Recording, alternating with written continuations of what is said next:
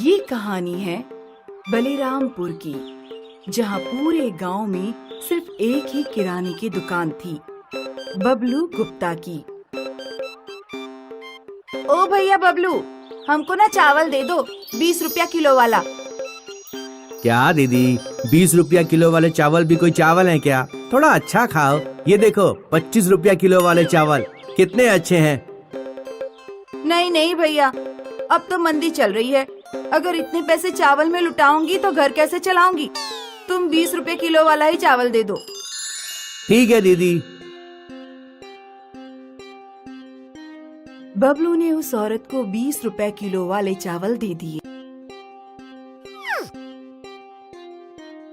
फिर कुछ दिन बाद बबलू एक होलसेलर की दुकान में गया।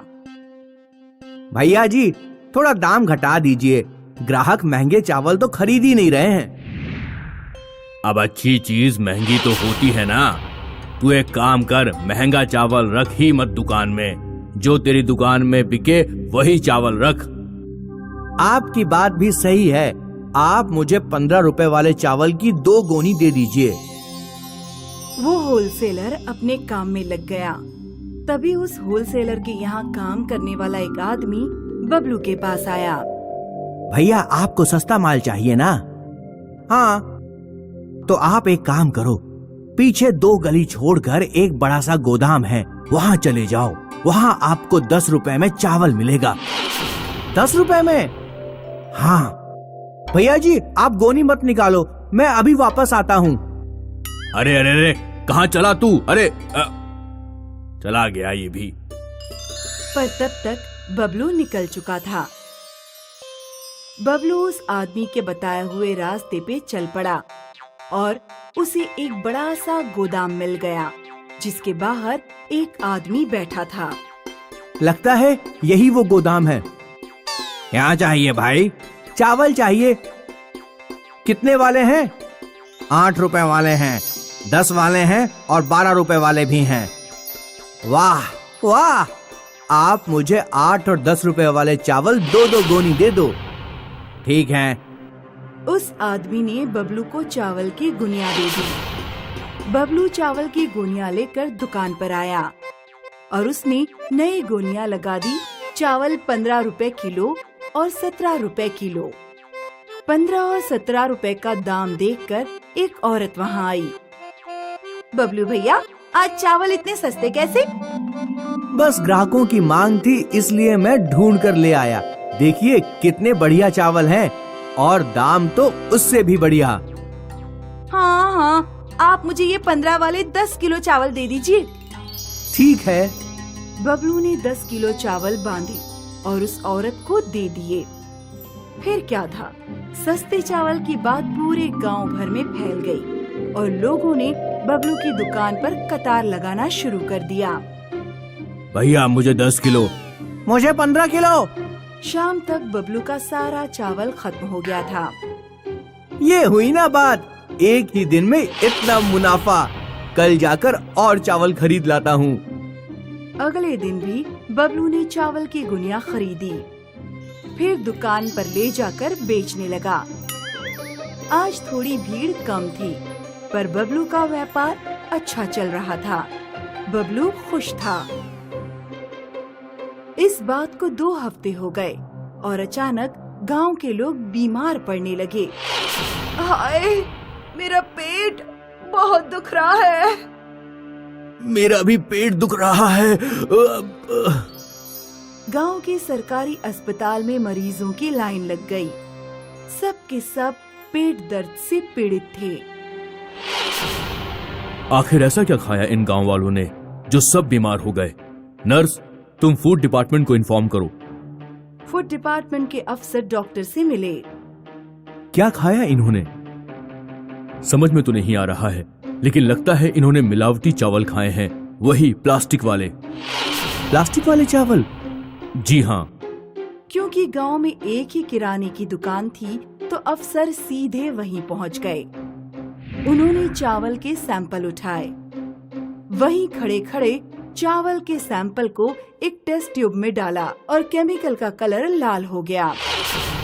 प्लास्टिक वाले चावल बेचता है, पकड़ो इसे। साहब मुझे ये सब नहीं पता साहब।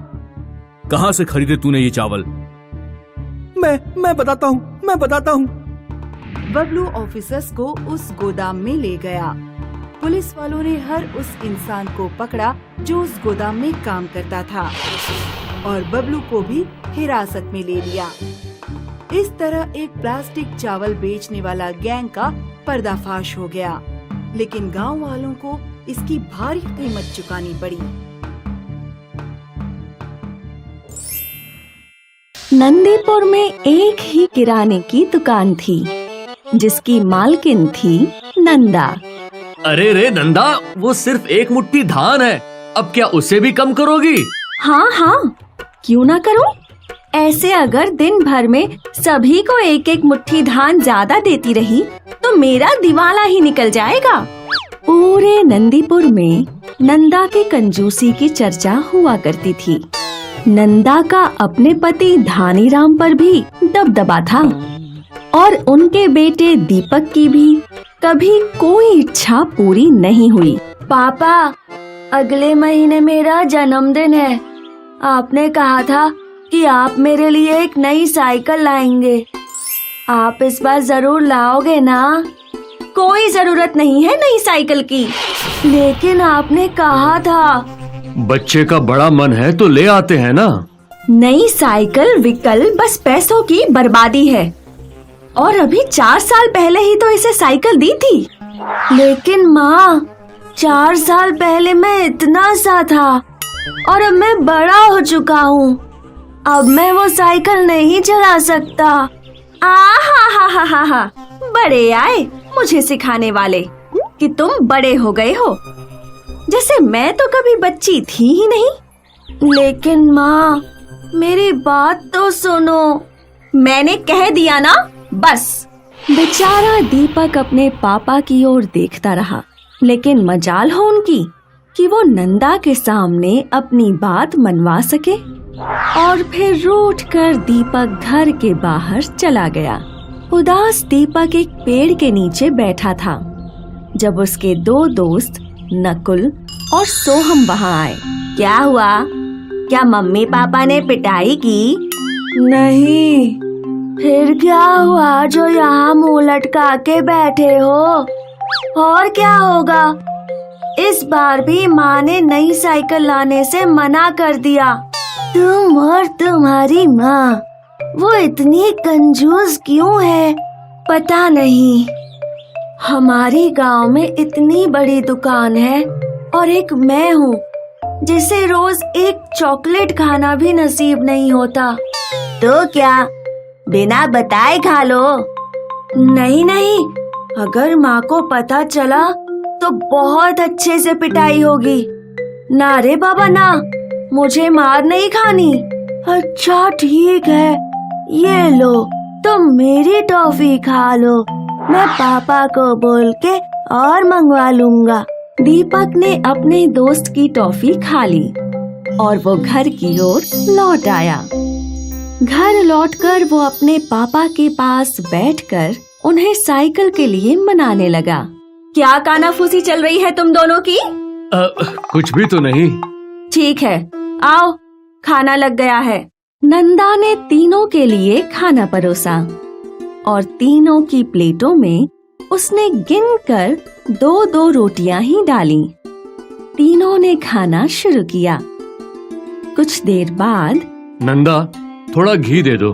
घी तो भर भर के डाला है मैंने रोटियों में। थोड़ा और दे दो। नहीं, बिल्कुल नहीं। तुम्हें पता है ना घी कितना महंगा है? बेचारा धनीराम ये सुन चुपचाप अपना खाना खा लेता है। वैसे तो नंदा कंजूस थी, लेकिन वो रोज सवेरे भगवान जी को शुद्ध देसी घी का दिया लगाया करती थी। इस बार भगवान जी ने नंदा की सुन ली और वो खुद प्रकट हो गए। अरे बाप रे! भगवान जी, जय हो! भगवान जी की जय हो! नंदा भगवान जी के चरणों में गिर गई। उठो नंदा, पुत्री, तुम रोज मुझे शुद्ध देसी घी का दिया करती हो। ये तुम्हारी उदारता है। इस उदारता से खुश होकर मैं तुम्हें सोना देना चाहता हूँ। सोना? मैं तुम्हें एक जादुई संदूक दूंगा जिसमें इतना सोना होगा कि तुम सोच भी नहीं सकती। हाँ, लेकिन मेरी एक शर्त है, अगर तुम्हारे पास कोई भी पैसे मांगने आया और तुमने अपनी कंजूसी के कारण उसे मना किया तो जादुई संदूक गायब हो जाएगा। क्या तुम्हें मंजूर है? हाँ हाँ, इतना सारा सोना होगा तो कौन पैसे देने के लिए सोचेगा। भगवान जी मुस्कुराए और उन्होंने नंदा को वो जादुई संदूक दे दिया। जैसे ही नंदा ने वो जादुई संदूक खोला तो उसकी आंखें फटी की फटी रह गईं। फिर नंदा ने उस जादुई संदूक को अपनी अलमारी में रख दिया और रोज की तरह वो अपने बेटे और पति के लिए खाना बनाने में जुट गई। लेकिन इस बार वो बहुत खुश थी। सुबह से दोपहर हो गई और धनीराम दीपक को स्कूल से लेकर लौटा। धनीराम नंदा के पास गया। नंदा, मैं क्या बोल रहा हूँ कि दीपक का जन्मदिन नजदीक है और इस बार तो हमें उसे एक साइकिल दिला ही देनी चाहिए। और हमेशा की तरह नई साइकिल का नाम सुन। नहीं, बिल्कुल नहीं। ऐसा बोलते ही नंदा रुक गई। उसे जादुई संदूक की याद आई और वो तुरंत अलमारी की ओर दौड़ी। वो संदूक गायब हो चुका था। हाय रे मेरा जादुई संदूक! सवेरे तो भगवान जी ने मुझे दिया था और दोपहर तक गायब भी हो गया।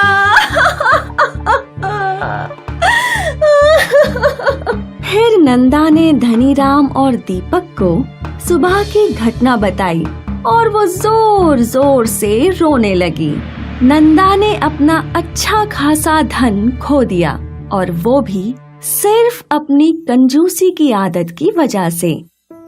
इसीलिए कहते हैं, समय रहते आदतें बदल लेनी चाहिए, वरना पछताना पड़ सकता है। एक समय की बात है, दक्षिण भारत के एक छोटे से गांव में सरस्वती अपने बेटे चिन्मय के साथ रहती थी। सरस्वती के पति को गुजरे हुए 10 साल बीत गए थे।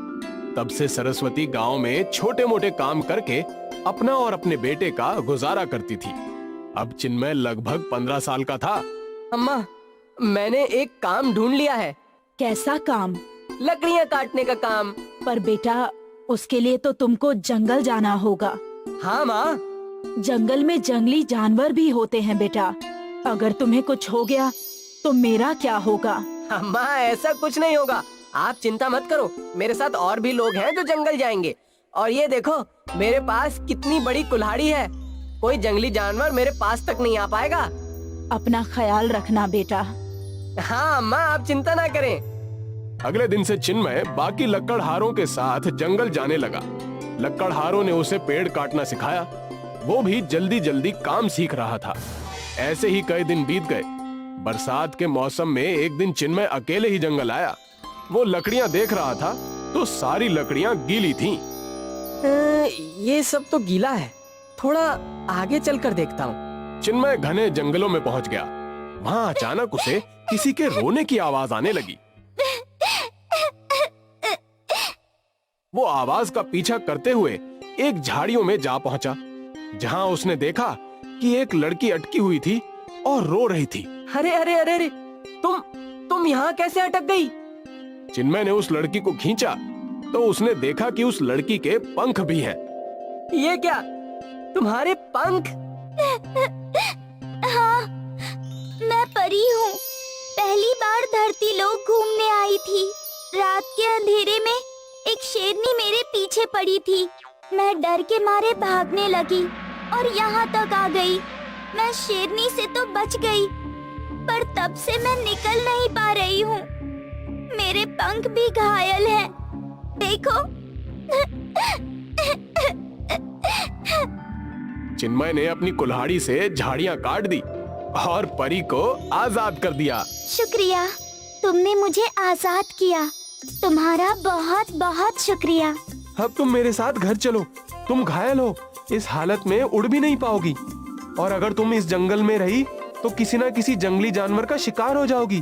तुम मेरे साथ चलो। शायद तुम ठीक कह रहे हो। पर तुम्हारे ये पंख, अगर इंसानों ने ये देख लिए तो? कोई नहीं देखेगा। परी ने जादू किया और वो परी से एक मामूली लड़की में बदल गई। अब चलो। चिन्मय परी को अपने साथ घर ले आया और घर जाकर उसने सब कुछ अपनी माँ को बताया। अम्मा, परी के ठीक होने तक हमें उसका ख्याल रखना ही होगा। हाँ बेटा, तू वैद्य जी के पास जाकर मरहम ले आ। नहीं नहीं, मरहम की जरूरत नहीं है।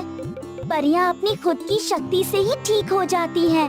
बस हमें खाना और आराम की जरूरत होती है अम्मा। ठीक है बेटा, तुम आराम करो, मैं सबके खाने का इंतजाम करती हूँ। परी वहीं लेट गई और चिन्मय और सरस्वती घर के बाहर आए। परी हमारी मेहमान है, हमें उसे अच्छा अच्छा खाना खिलाना चाहिए। हाँ अम्मा। बेटा, हमारे पास पैसे भी तो नहीं है, पर ये ताजी सेंग की फलियां उगी हैं। सोचा था कुछ दिन बाद तेरे जन्मदिन पर बनाऊंगी, पर अब परी के लिए यही बना देती हूँ। हाँ अम्मा, जैसे आपको ठीक लगे। इन दोनों की सारी बातें परी ने सुन ली और उनके वहां से जाने के बाद परी ने सेंग की फलियों के पौधे पर जादू किया। सरस्वती ने सेंग की फलियों से स्वादिष्ट सांबर बनाया और चावल के साथ परी को परोसा। बहुत स्वादिष्ट है। हाँ, ये सेंग की फलियां मैंने खुद उगाई है ना। मैं जानती हूँ अम्मा। परी ने भोजन किया और उसकी शक्तियाँ बढ़ गई। फिर उसने खुद अपने आप ही अपने घावों को भर दिया। अब मैं बिल्कुल ठीक हूँ और परी लोग लौट सकती हूँ अम्मा। आप दोनों ने मेरी बहुत मदद की है, शुक्रिया। ये हमारा धर्म है बेटा। अम्मा, मैं आपको कुछ देकर जा रही हूँ, कृपया इसे स्वीकार कीजिएगा। आपके सेंग की फलियों के पेड़ जादुई बन चुके हैं।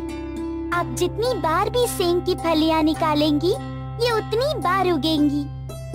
अब जितनी मर्जी उतना सांभर बनाकर खाइए। शुक्रिया चिन्मय, तुम बहुत अच्छे हो। परी उड़कर वहां से चली गई। सरस्वती और चिन्मय बाहर आए और उन्होंने कुछ सेंग की फलियां तोड़ ली और वापस वहां नई फलियां उगाई। ये देखकर दोनों खुश हो गए। अब तो हम जब मर्जी सांभर बना सकते हैं चिन्मय। अम्मा, सांबर बनाकर बेच भी सकते हैं। हाँ।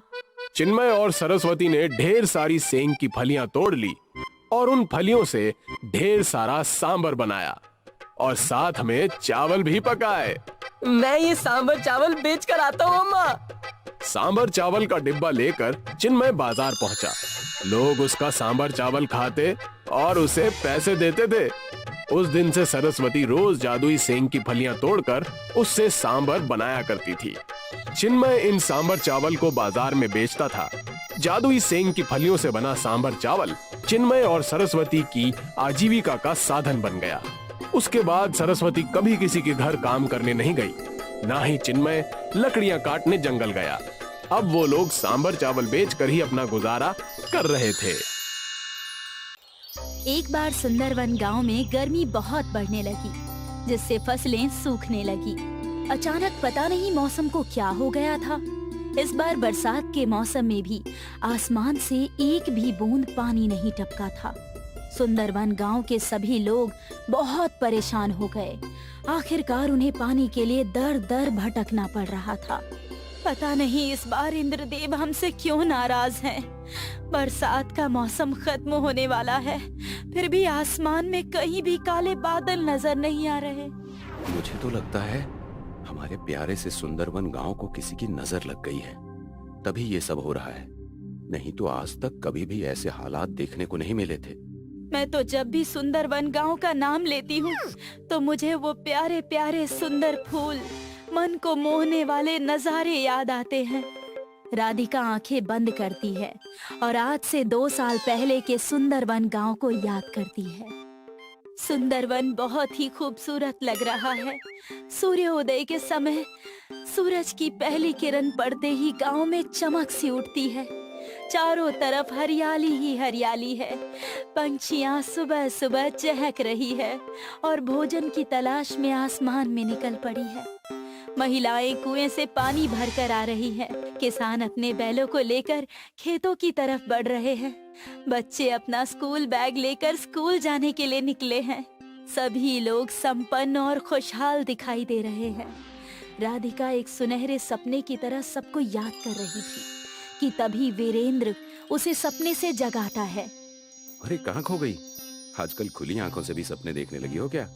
सपना नहीं देख रही थी, आज से 2 साल पहले के सुंदरवन को याद कर रही थी। हाँ यार, वो भी क्या दिन थे जब इस गांव में खुशहाली ही खुशहाली, हरियाली ही हरियाली और चारों तरफ चकाचौंध थी। लोग इस गांव को देखने के लिए, यहाँ की खूबसूरती देखने के लिए दूर दूर से आया करते थे। और एक आज का दिन है, इस गांव में जीना मुश्किल हो गया है। पता नहीं आगे क्या होगा। फसलें सूख जाने से सारे गांव में अनाज की किल्लत है। किसी के घर में भी इतना राशन नहीं बचा है कि वो 1 महीने तक भरपेट खाना खा सके। तुम 1 महीने की बात कर रही हो? हमारे घर में तो ऐसी हालत है कि 1 हफ्ते तक का भी राशन सही से नहीं बचा है। मुझे ही पता है कैसे मेरी माँ और बाबा खुद को भूखा रखकर हमारा पेट भर रहे हैं। हे ईश्वर, हमारी मदद कीजिए, नहीं तो भूख के कारण हमारा ये सुंदरवन गांव एक शमशान घाट बनकर रह जाएगा। मुझे लगता है हमें इस समस्या को दूर करने के लिए अपने गांव में एक हवन करवाना चाहिए। हाँ, यही सही रहेगा। वीरेंद्र और राधिका गांव में जाकर सभी लोगों को हवन के बारे में बताते हैं। सूखे की समस्या को देखते हुए सभी लोग हवन के लिए राजी हो जाते हैं। गांव में भगवान के मंदिर के सामने एक बहुत बड़ा हवन किया जाता है। हवन खत्म होने पर इस गांव में एक साधु बाबा आते हैं। भिक्षाम देहि माई। साधु बाबा एक एक करके गांव में सबके दरवाजे पर जाते हैं। हे माई, ये साधु कई दिनों से भूखा है, कुछ खाने के लिए दे दो। बाबा, घर में तो कल रात से चूल्हा नहीं जला है। मैं एक दिन छोड़कर एक दिन खाना बनाती हूँ, क्योंकि घर में पर्याप्त राशन नहीं है। ये सुनकर साधु बाबा जैसे ही इस घर से निकलने लगते हैं, वो औरत साधु बाबा को आवाज लगाती है। रुक जाइए बाबा, आप मेरे द्वार से खाली हाथ नहीं जा सकते। और वो औरत घर में जो भी राशन बचा है वो साधु बाबा की झोली में डाल देती है। ईश्वर तुम्हारी रक्षा करें और तुम्हारे सारे संकटों को दूर करें। साधु उस औरत को आशीर्वाद देकर और भिक्षा लेकर वहाँ से दूसरे घर की तरफ चले जाते हैं। साधु को एक कुटिया दिखाई देती है जिसमें एक परिवार खाना खा रहे हैं। भिक्षाम देहि। साधु की आवाज सुनकर परिवार का मुखिया बाहर आता है और उन्हें अपने हिस्से का खाना दे देता है। साधु उस मुखिया के हिस्से की 1 रोटी खाते हैं, पर उससे साधु का पेट नहीं भरता। साधु के चेहरे पर असंतुष्टि के भाव देखकर परिवार का मुखिया अंदर जाता है और अपनी बीवी का खाना लाकर भी साधु बाबा को दे देता है। साधु बाबा ये 1 रोटी और खा लेते हैं, पर इससे भी उनका पेट नहीं भरता। हे सज्जन पुरुष, तुमने ये अधूरा खाना खिलाकर मेरी भूख को और भी बढ़ा दिया है। ये लीजिए बाबा, आप मेरा भी खाना खा लीजिए। ये लीजिए साधु बाबा, आप मेरे हिस्से का भी खाना खा लीजिए और अपनी भूख मिटाइए। साधु बाबा ये सारा खाना खाते हैं और इस परिवार की सेवा भक्ति को देखकर इन्हें आशीर्वाद देते हैं। हे सज्जन पुरुष, मैं तुम्हारी सेवा और दान प्रवृत्ति देखकर बहुत खुश और चकित रह गया हूँ। तुमने और तुम्हारे परिवार ने खुद को भूखा रखकर आज मेरा पेट भरा है। ईश्वर तुम्हारी रक्षा करें, तुम्हारे सभी कष्टों को दूर करें। साधु बाबा इनको आशीर्वाद देकर अगले घर के दरवाजे की तरफ बढ़ते हैं। ऐसा करते करते साधु बाबा पूरे सुंदरवन गांव में घूमते हैं और भिक्षा मांगते हैं। देखते ही देखते शाम हो जाती है और साधु बाबा इस गांव से चले जाते हैं। गांव के सभी लोगों के पास जो भी कुछ था उन्होंने सब कुछ साधु बाबा को दान कर दिया था।